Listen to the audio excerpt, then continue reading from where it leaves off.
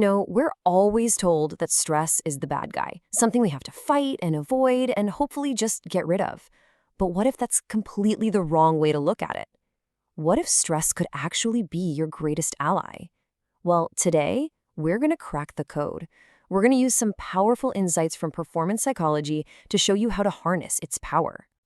Does this feel familiar to you? That constant pressure, the schedule that's just overflowing, that feeling like you're walking a tightrope, just desperately trying not to fall?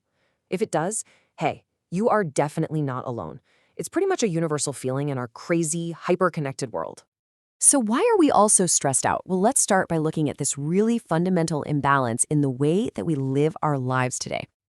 Okay, so think about it like this. Our well-being really depends on a rhythm between two states. You've got arousal, which is all about activity, and then you have regeneration, which is rest. But our modern lives, with the 24/7 emails and a culture that basically worships the hustle, well, it's tilted the scales. We've gotten stuck in this state of just perpetual over-arousal, with almost no time for real, genuine rest. And listen, this isn't just a feeling, it is a measurable reality. Research shows that the average person in a developed country goes through 4 to 5 significant stress episodes every single week. It's become this constant, chronic part of our lives. But here's the twist. This right here is the crucial point. The problem isn't the stressful thing that happens. It's our response to our perception of that thing. I mean, that is a complete paradigm shift, right? It means we have so much more power than we think. And that power, it starts with understanding our own biology.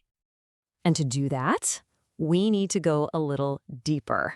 We need to crack the code on our body's main stress chemical. All right, let's meet cortisol.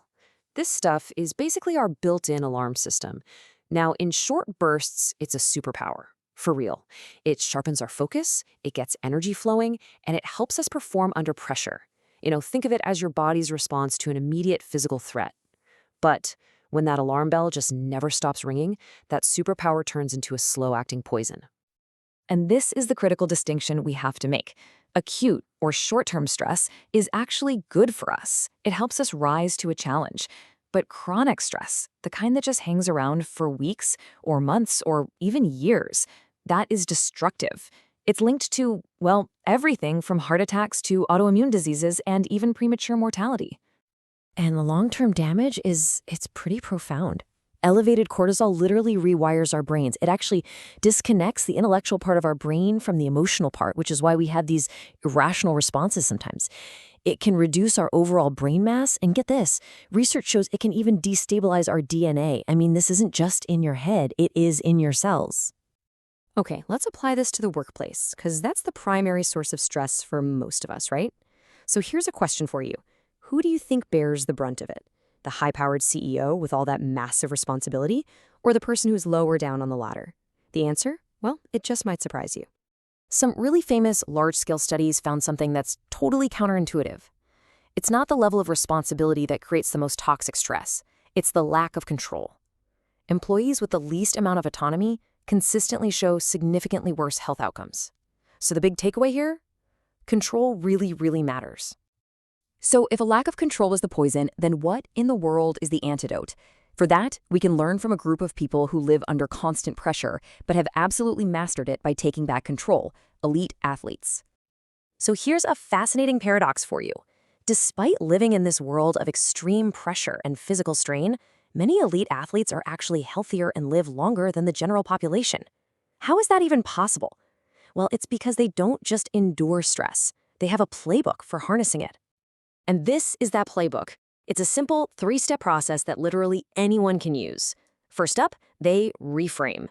They see a high-pressure situation not as some life or death threat, but as a genuine opportunity to grow. Second, they connect. In those moments of crisis, they don't isolate themselves. They reach out. Connection releases hormones that are the direct biological antidote to cortisol. And third, they settle. Once the game is over, they actively shut down their stress response. They don't carry it with them. This playbook is the absolute key to shifting from just surviving stress to actually thriving because of it. So let's break down how to put these steps into action in your own life. Okay, so that third step, settle, is possible because our bodies have a physical off switch for stress. I'm not kidding. This switch is largely controlled by something called the vagus nerve, which runs all the way from your brain down into your abdomen. And by learning simple techniques like deep breathing or even just gargling, you can physically stimulate this nerve and send a direct, hey, calm down signal to your entire system. And just like an athlete, we need a regeneration strategy. This is not about avoiding stress. It's about actively rebuilding after it. And these are all science-backed methods for buffering the negative effects of cortisol and building up your resilience. We're talking things like quality sleep, getting out in nature, practicing visualization, and fostering those strong social bonds. And this might be the single most important takeaway from all of this. In our culture, we tend to see rest as a reward for hard work, but high performers, they see it completely differently. For them, recovery and regeneration aren't luxuries. They are an essential, absolutely non-negotiable part of the performance process itself. So there you have it. The code has been cracked. Stress isn't just some external force that's happening to you. It's a system you can learn to work with. So the real question is, what are you going to do with that knowledge? Will you keep fighting a losing battle, or will you use this code to build yourself up, stronger, healthier, and more resilient than ever before?